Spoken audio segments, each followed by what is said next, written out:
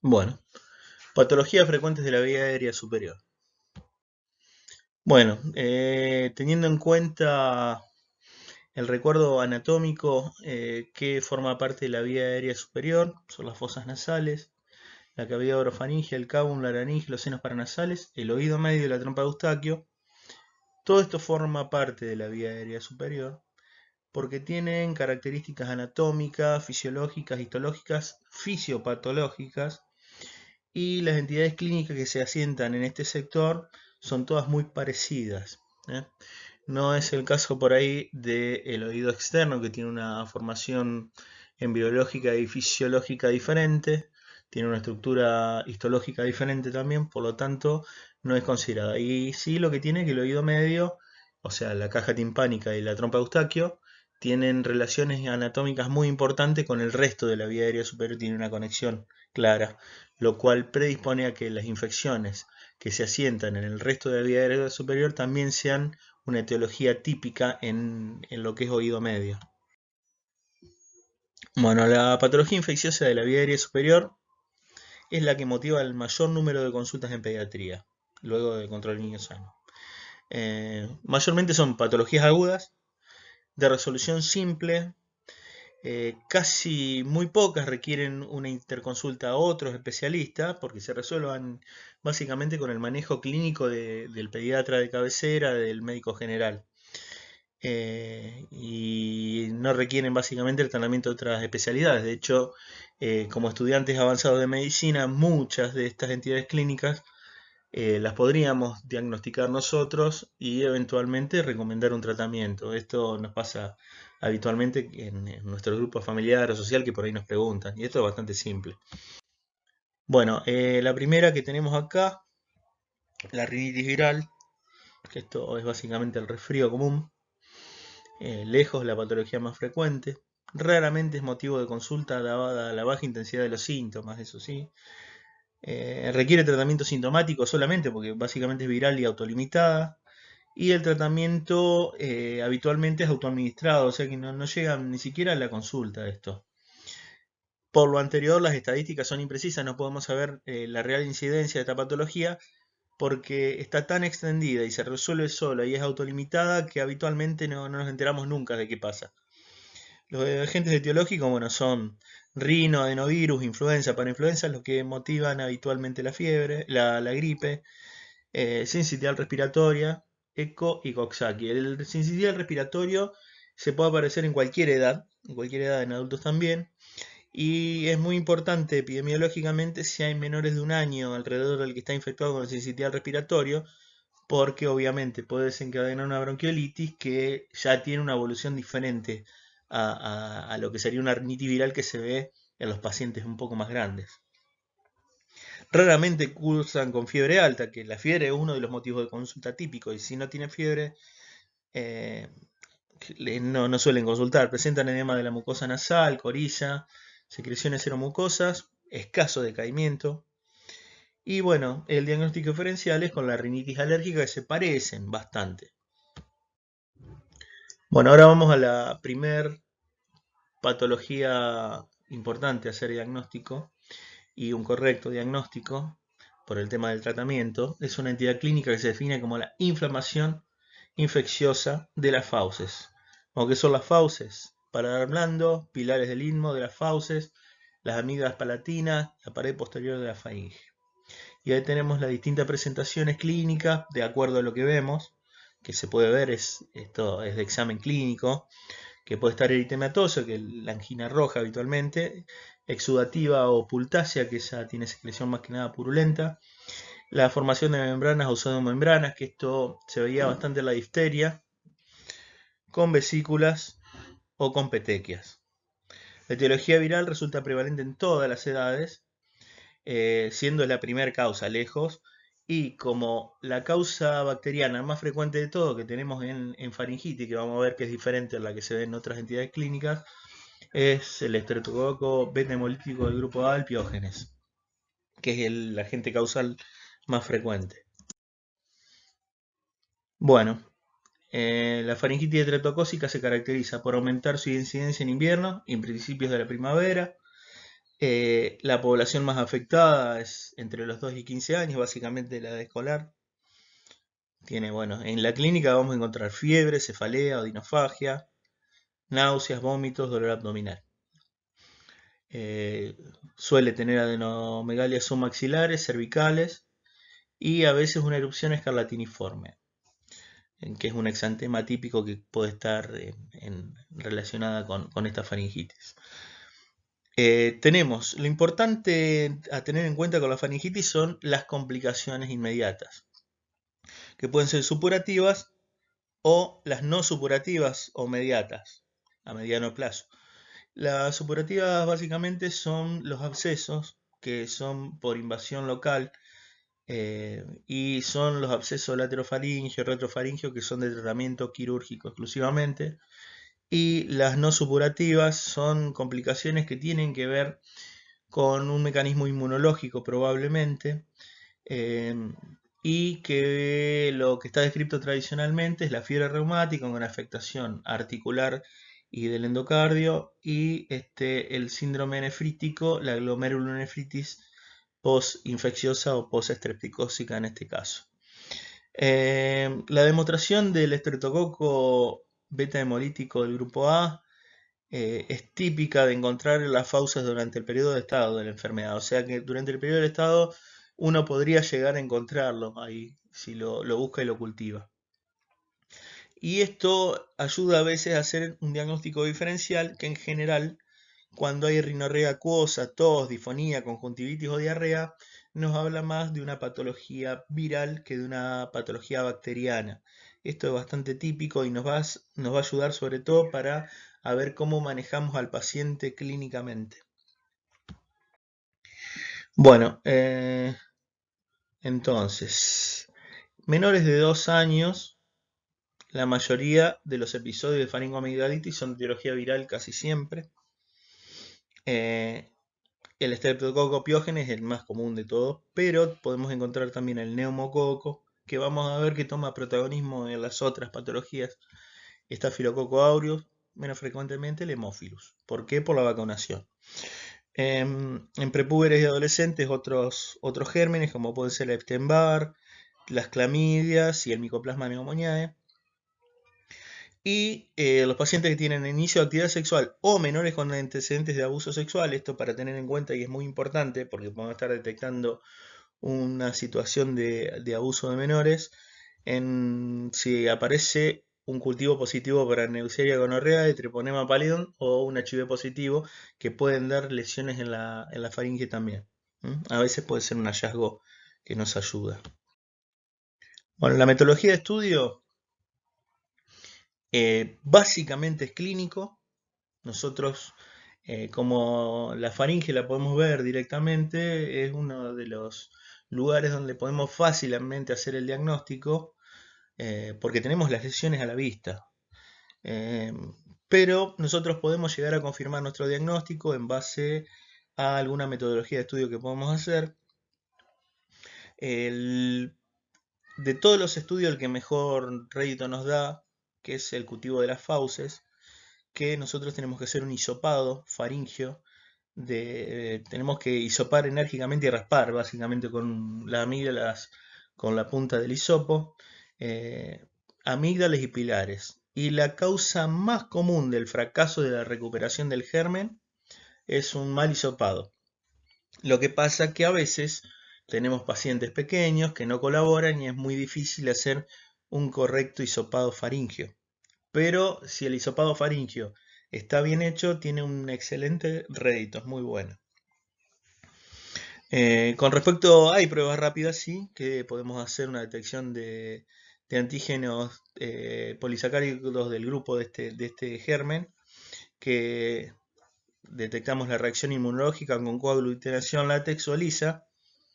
El resultado lo tenemos en 20 minutos y tiene una muy alta especificidad, o sea, básicamente al detectar los antígenos polisacáridos tiene una especificidad altísima, 95 al 99%, pero la sensibilidad puede ser más baja. Con esto que queremos decir que si es positivo es real y francamente positivo. Pero si es negativo no quiere decir que no sea portador de un Streptococcus pyogenes, sino que puede ser que la sensibilidad de estudio no lo capturó. En ese caso podemos tomar la decisión, si la clínica lo avala, iniciar el tratamiento igual, o sea, no dejamos de hacer el tratamiento, o bien podemos pedir un cultivo de fauces clásico. Tratamiento. Bueno, tratamiento. Acá tenemos distintas posibilidades. Lo que sigue siendo el antibiótico de primera línea de elección para el estreptococo es la penicilina. Eso lo van a ver en todas las patologías donde aparezca el estreptococo. La penicilina es el mejor antibiótico y sigue teniendo muy buena sensibilidad para este germen. O sea, el germen sigue siendo sensible a la penicilina, por eso está todavía en la primera línea. Acá tenemos la penicilina benzatínica, vía oral, son 50.000 unidades kilo día, o los pacientes más grandes de 30 kilos se puede dar 500.000 unidades. Se da cada 8, cada 12 horas y el tratamiento es de 7 a 10 días más o menos. La penicilina benzatínica, que se administra intramuscular, que es de depósito, que dura un mes el efecto por la lenta absorción y el depósito de este antibiótico, está indicada en estas dosis, 600.000 unidades, menores de 27 kilos y 1.200.000 en mayores de 27 kilos. Tiene la ventaja que permanece durante todo el tiempo con una sola dosis completa del tratamiento, es francamente efectiva. Está recomendado sobre todo para los pacientes que estuvieron esplenectomizados, que los va a proteger mejor durante mucho tiempo, a veces incluso de manera profiláctica se hacen estos pacientes. La desventaja que tiene, que es invasivo, doloroso, tiene que estar correctamente aplicado porque tiene los efectos indeseables locales, puede tener un absceso en el glúteo, puede afectar el recorrido del nervio ciático y sobre todo si el paciente llega a ser alérgico a la penicilina, tenemos en un depósito puesto un antibiótico que le va a durar un mes. O sea, tenemos un alérgeno que no le vamos a poder sacar al paciente.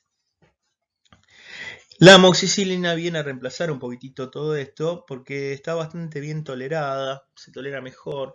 El espectro está un poquito ampliado con respecto a una aminopenicilina que le han empleado el espectro para hemófilos influenza. Y el tratamiento es este, de 50 a 80, preferiblemente 80 miligramos kilo día, 2 o 3 dosis durante 10 días. Se tolera mejor que la penicilina. Y los alérgicos a la penicilina, macrólidos como la eritromicina, 40 miligramos kilo día. También pueden ser otros macrólidos como la citromicina o la roxitromicina, que con 5 días de tratamiento, o sea que tienen una dosis por día, 5 días de tratamiento, y la vida media prolongada que tienen, cumplen los 10 días perfectamente. No es que con 5 días se cura, sino que la permanencia del antibiótico está bastante más prolongada por la vida media larga que tiene. Eso es interesante porque mejora la adherencia al tratamiento y no hay un abandono temprano como se suele dar en casi todos los tratamientos que ustedes le dan a un paciente de 7, 10 días. Cuando el paciente se siente mejor, muchas veces abandona el tratamiento. Esto es bastante común. Y ya vamos a ver. La duración del tratamiento está en controversia continua.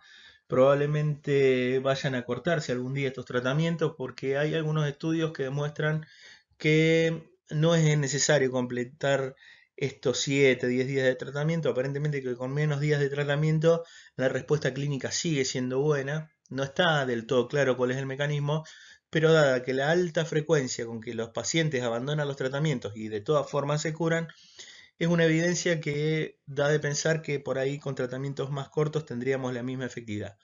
Hoy en día todavía el tratamiento se recomienda de 7 a 10 días, pero probablemente se revise en el futuro.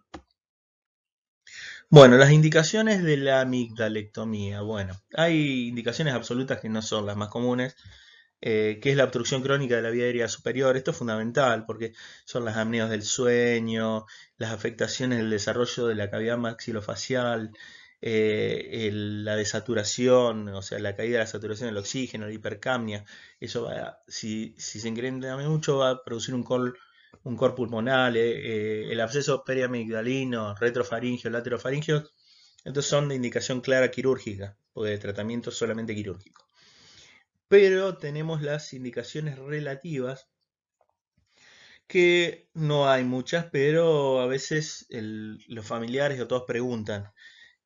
Por ejemplo, la amigdalitis crónica, esta es la que no se resuelve fácil.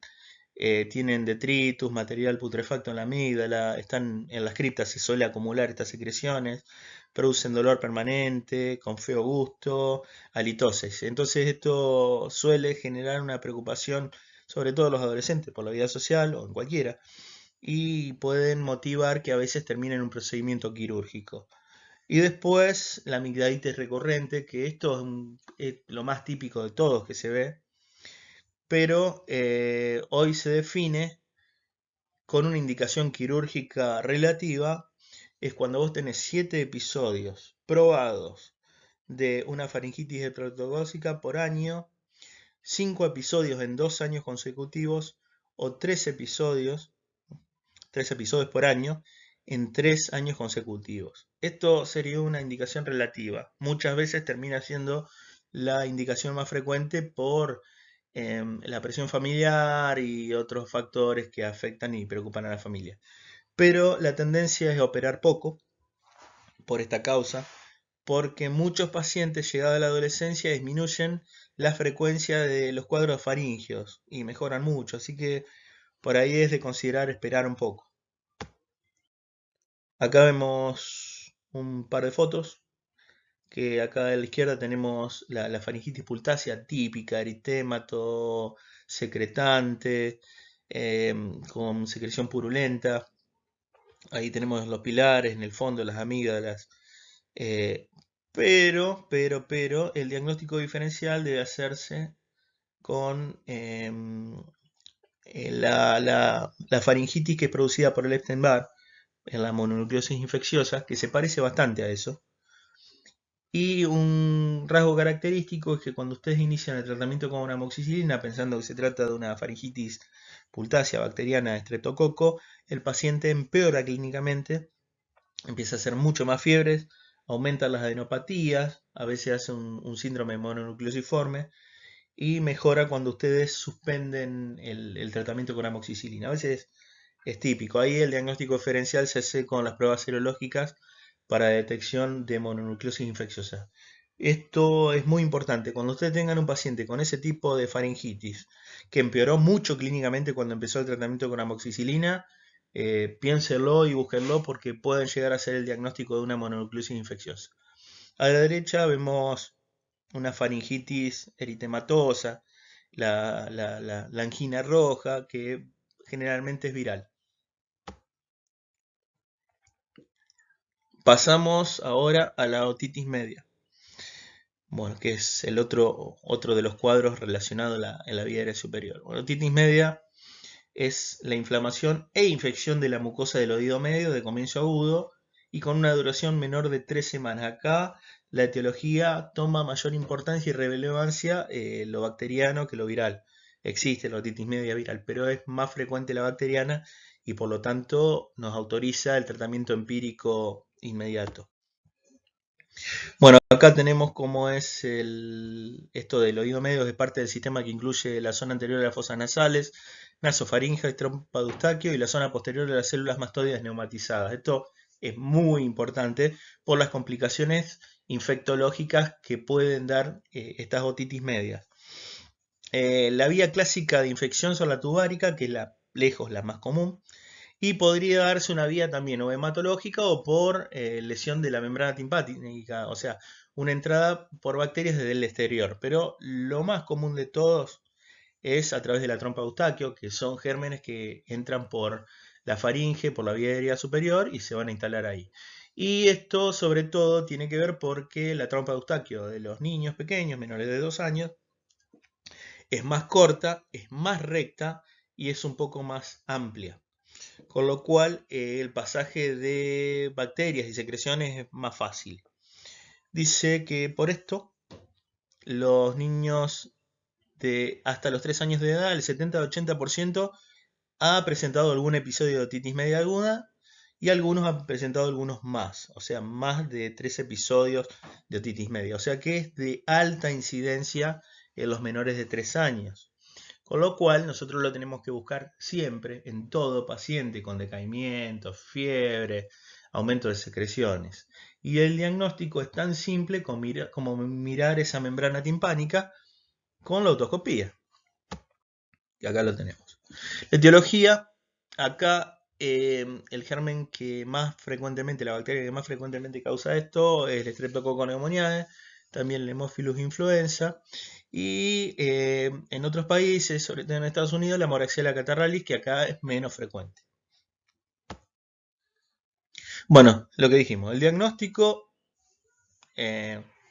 básicamente con la clínica, y tenemos que mirarle el oído, tenemos que tener un otoscopio, en todos lados tiene que haber un otoscopio, porque es muy fácil el diagnóstico si tenemos el otoscopio, y si no lo tenemos, por ahí no tratamos adecuadamente al paciente, no mejora, puede tener complicaciones, y considerando que es una patología tan frecuente, y es uno de los motivos de consulta tan frecuentes, deberíamos tener disponibilidad de un otoscopio, tanto en consultorio, en una guardia externa, en un centro de salud. Acá vemos a la izquierda una otoscopía normal, como se ve la membrana timpánica, que es transparente, brillante, tiene un cono de luz. Se pueden ver en algunos casos algunos de los huesecillos del otro lado, ligeramente rosado, pero básicamente es grisácea transparente y se puede ver un poco del otro lado. Estas características usted en general se practica ver mucho oído normal, los va a ayudar para después detectar cuando es patológico, que es como se ve a la derecha, que ahí ya se pierde la opacidad, empieza a tener la opacidad, deja de ser transparente, aumenta la vasculatura, se pone más eritematosa, se puede abombar, a veces pierde el cono de luz. Son todos elementos clínicos que nos van a ayudar, pero el que ve muchas membranas timpánicas se va a dar cuenta fácil cuál es la patológica. Bueno, la punción del tímpano. El tímpano, si nosotros hacemos un adecuado tratamiento médico, no tiene por qué perforarse, a veces se perfora espontáneamente, pero a veces la punción del tímpano, o sea, el tratamiento quirúrgico, que lo tiene que hacer el otorrino, tiene indicaciones absolutas, que son raras también. Por ejemplo, en un paciente inmunocomprometido, un recién nacido séptico, una otitis media aguda complicada, por ejemplo, por una parálisis facial o una mastoiditis, porque ahí estamos con una necesidad muy alta de poder rescatar el germen que generó esta otitis media, porque nos va a permitir hacer un tratamiento específico. Por eso es que nosotros siempre buscamos la detección de encontrar el germen que causó esto en estos pacientes. Y la indicación relativa es la molestia, la letargia persistente, la desmejoría clínica del paciente y que a veces mejora disminuyendo la presión que existe dentro de la cavidad del oído medio. O sea, lo que ustedes están haciendo es rompiendo la membrana timpánica en vez de lo que se hubiese hecho espontáneamente por la evolución natural de una enfermedad no tratada adecuadamente con antibióticos, el otorrino lo hace para aliviar los síntomas. En caso de ese se puede enviar siempre una muestra para cultivo y ahí nosotros vamos a poder identificar cuál es el germen y tener el tratamiento más adecuado, más ajustado. Tratamiento: amoxicilina, amoxiclavulánico mejor, de 80 a 100 miligramos kilo día, cada 8 horas durante 10 días. Alérgicos a la penicilina, eritromicina, claritromicina, citromicina, o el Bactrim, que tiene todavía una buena eficacia para estos gérmenes. El Bactrim, trimetoprim, sulfa, metoxazol, trimetoprim sulfa, de 20 a 30 miligramos kilo día cada 12 horas durante 10 días. Daines o AINES antiinflamatorios no esteroides, en caso de mucho dolor. Corticosteroides transitorios también se pueden hacer, endovenoso, intramuscular o vía oral, mejor de todo, que se suspenden en el momento que el paciente deja de tener síntomas, no así el tratamiento antibiótico, que debe completarse. Bueno, volviendo un poquito para atrás, ahí está. Bueno, la sinusitis. La sinusitis es el compromiso inflamatorio de uno o más de los senos paranasales. Se estima que entre el 0,5 o el 5% de los catarros de la vía aérea superior presentarán como complicación una sinusitis. Bueno, Acá tenemos un montón de factores, muchos son factores anatómicos, los que tenemos a la izquierda, o factores inmunológicos o de defensa del huésped que predisponen a tener este tipo de infecciones. Las mecánicas, porque ¿qué pasa? La cavidad de los senos, que está neumatizada, tiene una mucosa productora de secreciones mucosas normales y tiene un hiato de salida que se puede obstruir por cualquier otra cosa, por ejemplo una alergia, la natación, eh, cualquier cosa mecánica, una malformación maxilofacial, una rinitis previa, nos obstruye la salida de esas secreciones y después se sobreinfecta. ¿eh? Ese caldo de cultivo ahí después va a predisponer a que desarrollemos una sinusitis. Y después todas aquellas afectaciones de la respuesta inmunológica y el caso típico del síndrome de Down, que tiene una característica típica, su formación maxilofacial, que predispone a este tipo de infecciones. Son todas esas las que están ahí. Según el tiempo de evolución, bueno, podemos saber que es aguda, que dura hasta 2 o 3 semanas, y esto es muy importante porque nos va a decir cuánto tiempo tenemos que tratar con antibióticos esta patología una vez diagnosticada. El tratamiento es por lo menos de 2 semanas. Y la crónica es la que evoluciona más allá de las 8 semanas, que puede verse a situaciones particulares del paciente o a un tratamiento inadecuado. Y la recidivante es la reaparición de la sintomatología luego de la 4.ª semana de haber mejorado clínicamente. Y depende de la localización, también la podemos clasificar como etmoiditis, sinusitis maxilar, sinusitis frontal, frontomaxilar o pansinusitis. Los agentes etiológicos, bueno, estreptococo neumoniae primero de todos, igual que la otitis media, el Haemophilus influenza después, la Moraxella catarrhalis acá importante empieza a aumentar, el estreptococo beta hemolítico de grupo A de 2 al 5%, realmente bajo, y la etiología viral también es bastante baja. Por eso, si yo tengo una sinusitis, primero pienso en una etiología bacteriana y trato con antibióticos. Bueno, el diagnóstico básicamente clínica eh, es la fiebre, la secreción mucopurulenta de más de 10 días de evolución, halitosis, fiebre, estornudos, dolor de cara en la región frontal, cefalea, celulitis, edemas en los párpados, y la visualización de las secreciones mucopurulentas desde el CAUM, o sea, es un signo cardinal. Cuando ustedes están mirando la faringe, ven que si cae por el CAUM, por la parte de la cara posterior de la faringe, caen secreciones purulentas, es un signo importante para tener en cuenta y sumado a los otros, con esto nos ayuda el diagnóstico. Otra cosa que se puede hacer en los pacientes más grandes que colaboran, que se tienen que quedar quietos, es la transiluminación. Con una luz potente se apoya en la zona de los senos y lo normalmente es que se iluminen porque si el seno no está ocupado, tiene aire y retroilumina bastante bien, transilumina bastante bien. Si el seno está ocupado por secreciones, se ve opaco y entonces necesita una buena fuente de luz y un paciente que se quede quieto y colabore. Está bueno como método, pero a veces es difícil de hacer.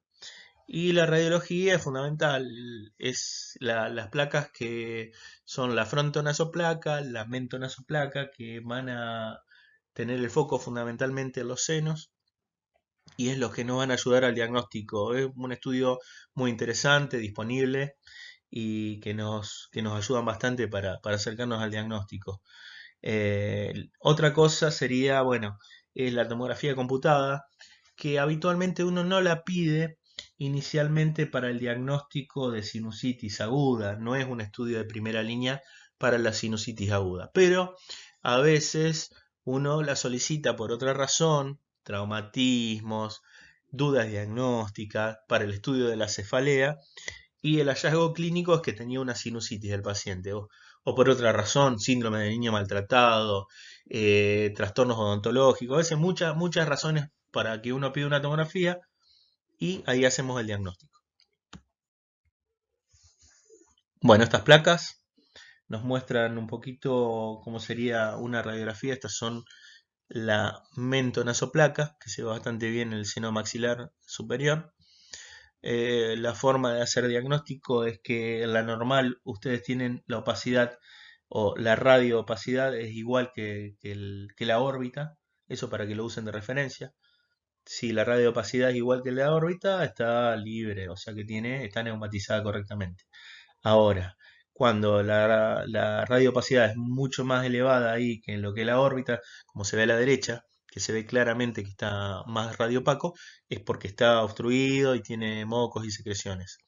Ahí podemos ver en esa que el seno paranasal maxilar superior derecho está libre y los senos frontales también están libres. Y el paranasal, el seno maxilar izquierdo, es el que está obstruido. Acá tenemos la tomografía, que se ve bien clarito en el corte axial que está arriba a la izquierda.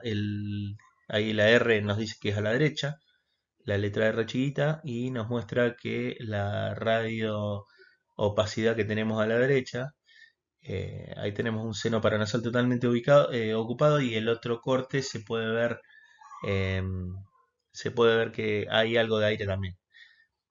En la de abajo a la derecha, ese es un corte coronal y vemos el seno maxilar superior derecho todo ocupado y el izquierdo tiene un engrosamiento de la mucosa.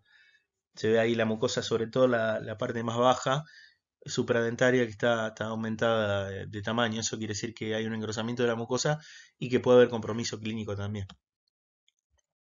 Tratamiento. Fundamentalmente el tratamiento es médico, ya dijimos, los 14 días hay que cumplirlo. Hay que cumplirlo sí o sí, porque si no puede recibir no lo resuelve, aunque el paciente se sienta mejor clínicamente, lo debe completar. Eh, el, el antibiótico es básicamente amoxicilina clavulánico a dosis de esta de entre 80 y 100 miligramos kilo días, cada 8 horas, o sea, 3 dosis diarias durante 14 días, sí o sí. Amoxiclavulánico porque, bueno, acá tenemos sobre todo el neumococo. Los macrólidos en pacientes alérgicos a la penicilina o Bactrim. Podemos también acompañar de descongestivos o corticoides.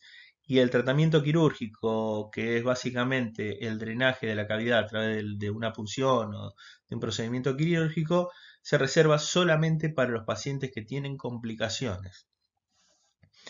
Y básicamente las complicaciones de la sinusitis aguda son las infecciones que se encuentran en la zona eh, vecina a donde está la infección, que puede ser una osteomielitis de alguno de los huesos faciales, puede entrar a la cavidad craneana, puede producir una meningitis también. Así que esto básicamente para drenar y ayudar en el tratamiento, pero no es lo habitual que el tratamiento sea quirúrgico. El tratamiento es habitualmente médico. Bueno, y las complicaciones de la otitis media que no las mencioné, básicamente también son las infecciones eh, que están asociadas localmente, que una de las más peligrosas son la mastoiditis aguda, y secundariamente a la mastoiditis, la meningitis, porque están en pleno contacto y puede tener una diseminación local. Espero, bueno, que les haya gustado. Cualquier duda se puede comunicar conmigo a través de la cátedra. Gracias.